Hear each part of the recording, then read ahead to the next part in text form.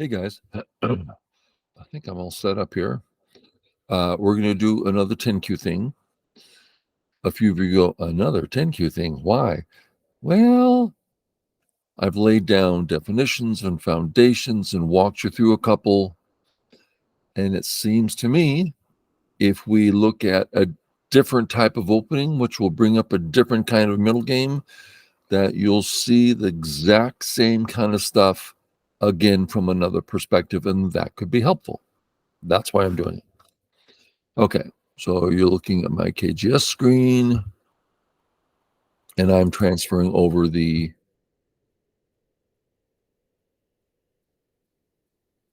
CrazyStone moves. It's fun getting old, let me tell you. Okay, lots of places to play.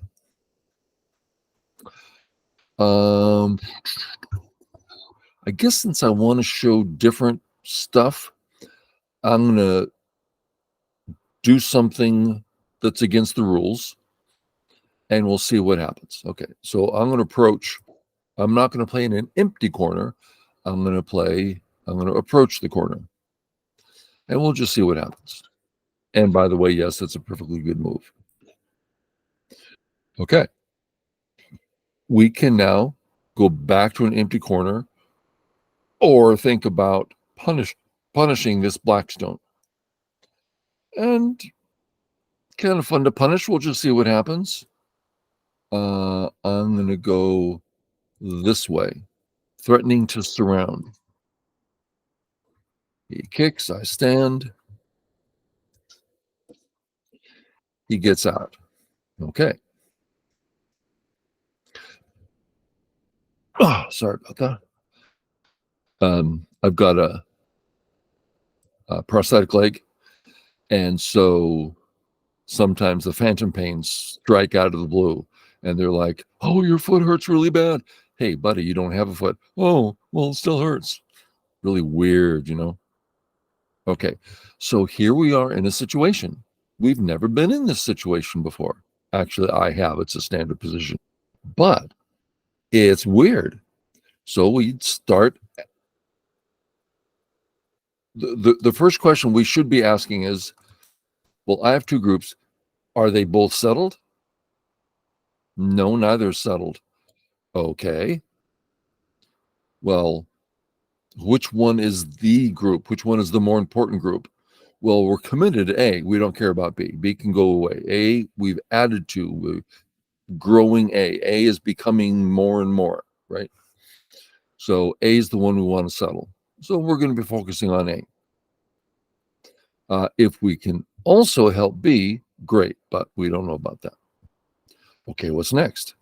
Well, he does have a weak group. He's not settled either. Okay, so all of a sudden we have a position that nobody's settled. Everything else we've looked at, everyone's settled. I settled, you settled. We've seen it. We see it again. We see it again. Here, nobody has. Interesting. What the heck should we do? I'm not sure. So let's look at some options.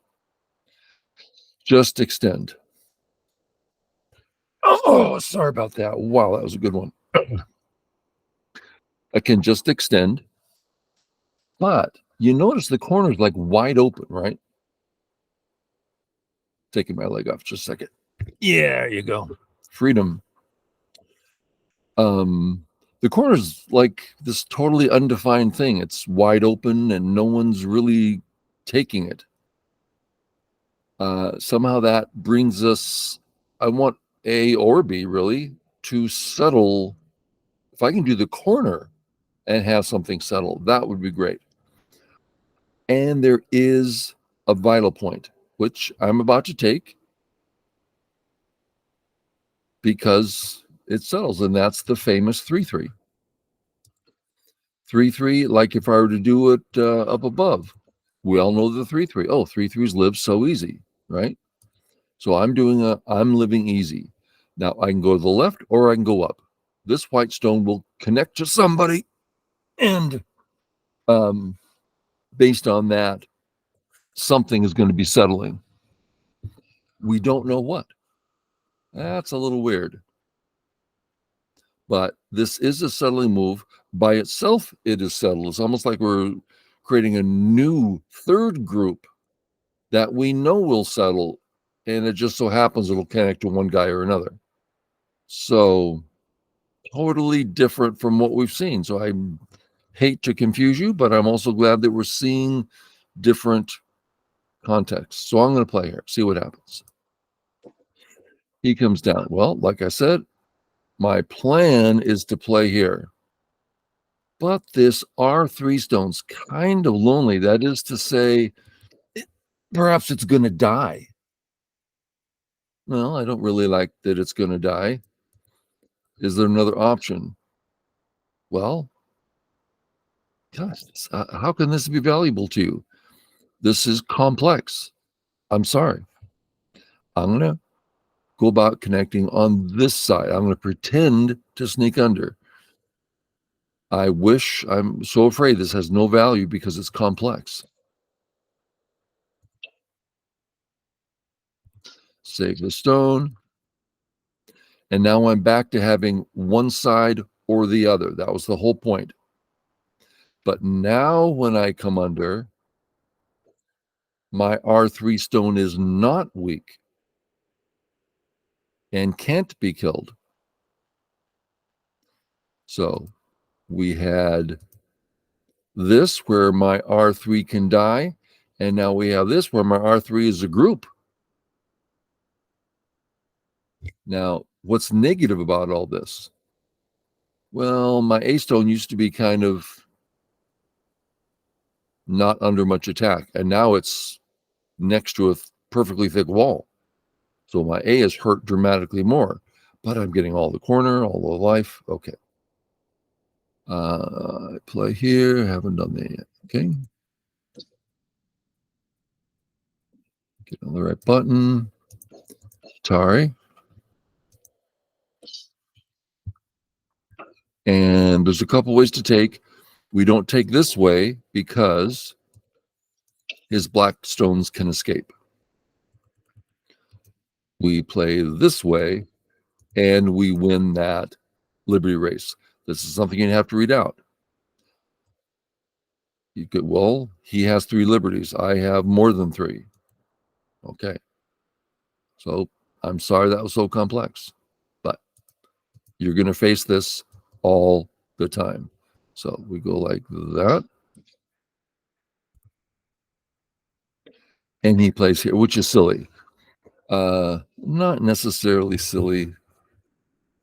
It's slow for sure. Okay, are we settled? Yeah, we're in the corner. That cutting stone can't go anywhere. It's dead. We're very alive. We have points. We look at him. Well, he actually doesn't have eyes. Let me explain that. He has an eye. So, for instance, he's about to kill the stone. Okay, so let's say we make that stone alive, and he plays here. That is an eye. So I cannot stop him from getting an eye if he wants an eye. He basically has it. But he's not going to do that. He's going to want to maybe stop us from this information is for in 100 moves. What's the state of his group? Well, we just look around and we notice, that's not an eye. In 100 moves, this concept of him having no eyes might start to come into focus. Right now, meaningless. What a strong little black group that happens to not have any eyes. But it certainly is strong for the moment. Okay. That was shouldn't have said any of that. Okay. Our move. And now I'm going to I'm going to switch to one of the empty corners. The upper right is the big one because that's where the new black stones are facing. And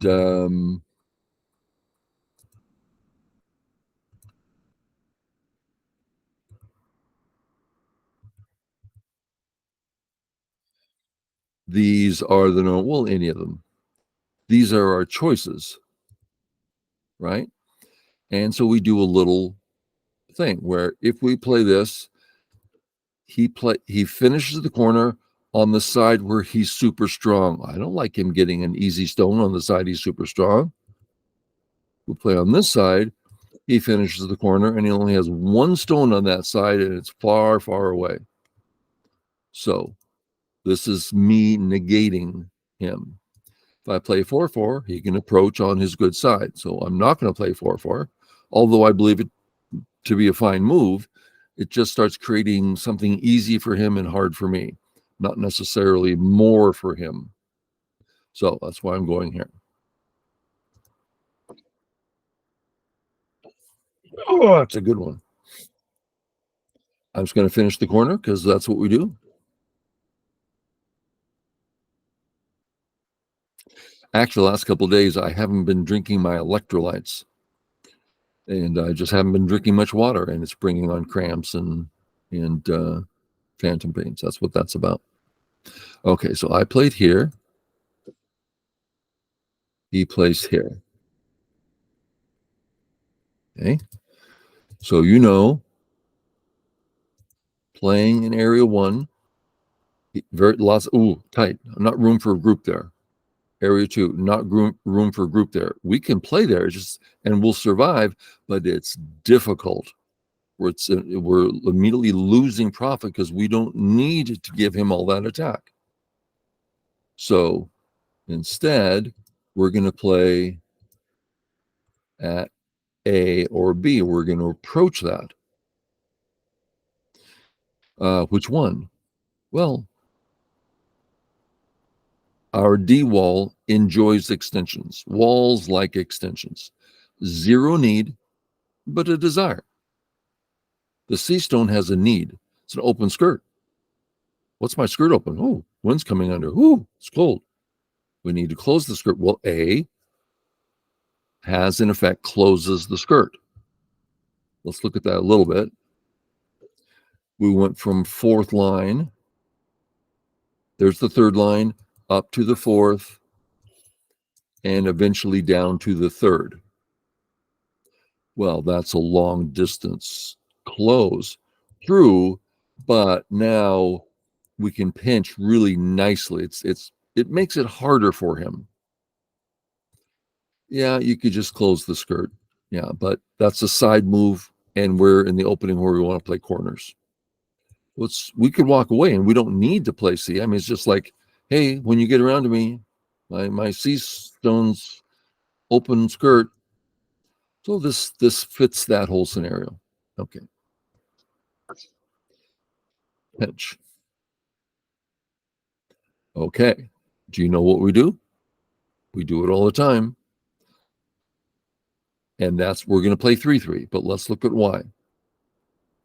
Well, let's look at some variations. I can say I don't want to get surrounded, and he says I don't want my corner to get surrounded. Great, I'm going to attack you. 3-1 attack in a white area. That's a pretty good little attack. Okay, this is making sense. The fight is in our favor because there's just one black stone up there and 1, 2, 3, 4 white stones, 4 or more white stones. So it makes sense. But if we ask, does the A group now have its base? Well, no, it doesn't have a base yet. How about now? No base. Is it settled? No, that white group is not settled. As a matter of fact, this white group is cut. Then why in the world would we play this way? Because once we end, we have something in the center that no man will bother for the next 100 moves. Big white monster. Now, black is going to cut over here somewhere. Oh, how'd we get cut?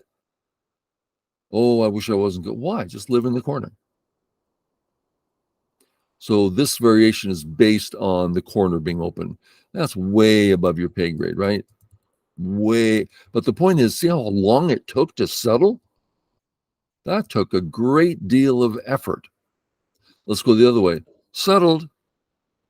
I'm alive. I have points. Whatever you do, I go the other way. I am alive with points. That's why we tend to go to the 3-3. It's so much easier. I'm getting the points. He's not. Now, let's say, for instance, I had closed the skirt here before, and I come in and he pinches. I don't care how complex it is.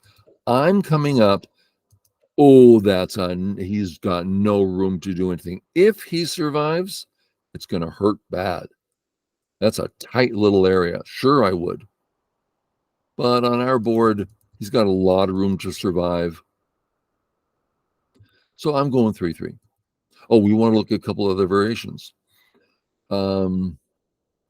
We can get out. We can sacrifice the stone, go to the 3-3. We can do our regular Joseki. I'm sure that settles. Not that I know it. I know it from here, but I don't particularly know it from the other way. That's funny. I don't think I've ever looked at it from the other way. Okay, so 3-3, jump out. Or we could say, I'm feeling a bit of tension here. I'm finding myself uncomfortable. Well, when you're uncomfortable, start playing more emergency moves like contacts. Now, you are forcing this black stone to get strong on top, but you also will get strong. So if you're concerned, you can always fall back to contacting. Boom. This is possible, but see the cut you're leaving behind. This is a Joseki, but let's play a bit more obvious. No cut. Let's say he comes out. There's a cut there. This is a really regular thing. We'll look at it this way. This isn't best, but it's obvious. Boom, boom. And look at that. We have a good white group. Of course, black has an excellent group on top too. So when you really need to live, feel free to contact something. But here, no, we have easy life at our disposal. Okay. Come out.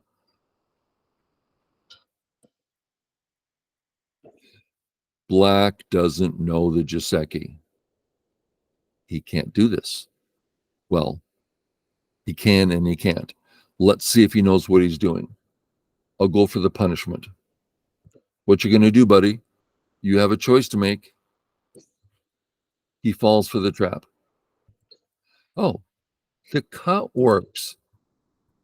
The cut works. This is why it's not Joseki. The cut works.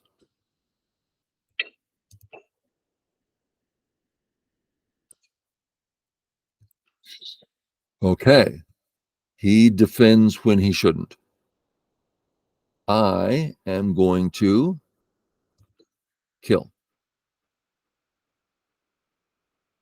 Now, this is complex, right? This is, we've done a lot of 10Q videos. In my mind, this is the fourth in a new series where I'm building from definitions to foundations to grassroots, as low as you can get, building up. And now we're into the freedom area where, okay, you got to learn how to read. It's all this stuff to do. Okay, so I'm going to do it.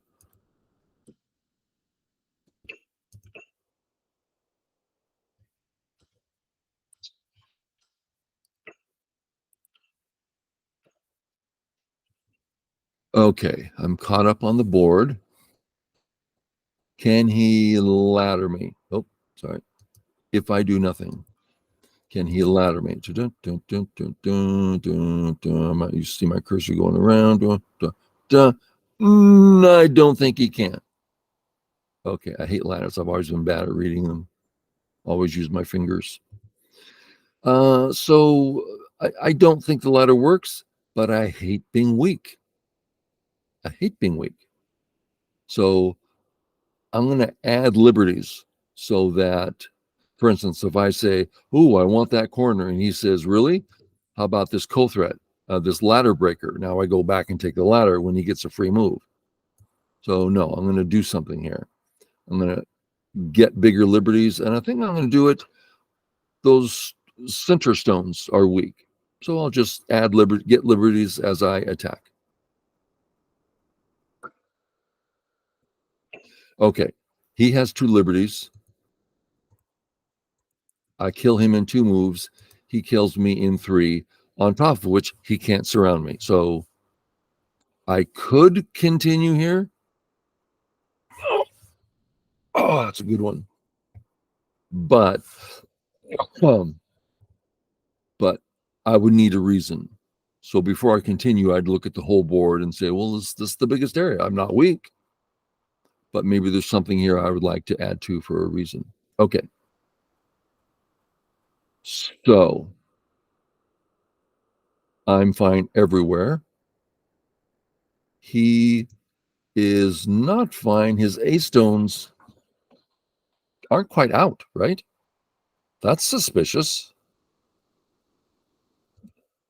His B stones have no base and no eyes yet. Well, that's suspicious. So he's weak on both sides. If I started attacking right away, I'm back to having 2 liberties. So I don't feel the freedom to attack on the left. So I'm going to just keep coming up, attacking this group, getting more and more liberties, and then eventually, boom, go the other way.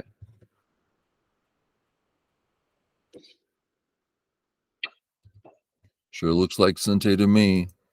With no reading, it just looks like Sente. Okay. He is now strong. I can't surround him for a long time. And the top is still, I win that. Great. Then I'll continue with my plan. So I can double honey here.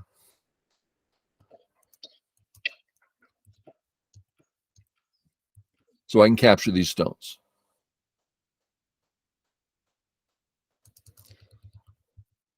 So that's something I want to do. And let's answer the question and just play a couple more moves, because we've seen a lot, and I think I've spoiled it by making it too complex. But that's just how it happened. I didn't want to go that way, but the moment I made an unusual move, my first move at R6, everything started to change and things started getting more complex. This is the way of go. I like to stay on the main path so these things don't come up. I play a nice, straightforward game, and I win. I like that. Makes me happy. There's plenty of times in my nearly 60 years of playing Go where I get off the path on purpose because it's so much fun. Get in your 4-wheel drive and just go all over the place. Oh, this is exciting. This is fun. Yeah. So let's look at the result here. My A stones were alive because his B stones were dead. Okay. So I took an alive A group and got another eye at B, or another 2 eyes at B, and 6 points. So maybe let's call it 8 points. Well, I didn't need the 8 points. That's not a big number. I didn't need the eye. Sort of wasted my time.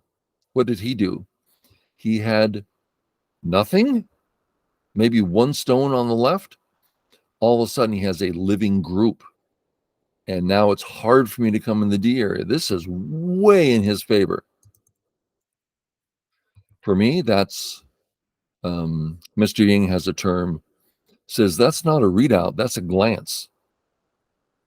For me, it's like, no, therefore I'll go this way. Hopefully that made some sense. Just a couple more moves here. Pawn is no good, keep coming. Now what am I doing? I'm ripping apart the left side of the board. He's getting 1 point per move. It's horrible. Oh, but he's living, please. Let's just continue it out. Not that CrazyStone is doing this. Who's winning the game? Well, Black's getting 1 point per move. He's adding life to life to life. It's just a complete waste of time. and I'm getting a monstrous moil. So this sort of crawl is something black really wants to avoid, but he's having to do it because he's not alive. So we're back. He just played this move, and I'm coming out. Couple more. Okay. His turn is nice for him. I'll just keep coming out. If he wants to go all day, I'll go all day. Yeah. Now I'd like to get over here with kind of like threatening his group there, but this is still a nice turn. It affects the court, it affects everything. So I just come out. Why not? Every move is beneficial to me. Do it.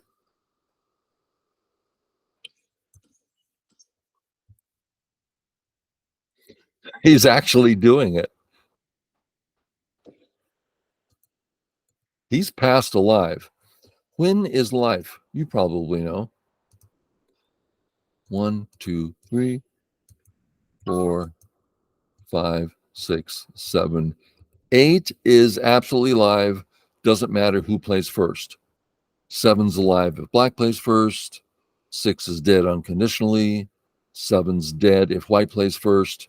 Just standard stuff. Okay, white is 50 points ahead. And so we'll stop there. So pardon me for having the game go in a complex direction, and I could have controlled that by pretty much by playing very simple. I made one little off different. I didn't play an empty corner. Now I have a choice: go back to an empty corner or try to punish. They're both perfectly fine.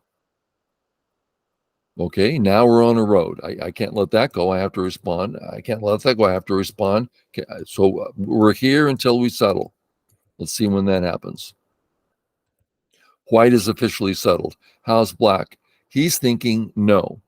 I pretty much agree that he's not. It's a hard question because the position's funny looking. So he says, now I'm settled. Okay. So we both played until we're both settled. Then I say, oh, upper right has become big because he has a really thick wall, and we're back on the path. He plays, I got an unfinished corner. He plays, I approach based on my open skirt, and just step by step we go through. Hope it was helpful. Leave comments and direct me in what questions I can answer. And we'll see y'all later. Thanks. Bye.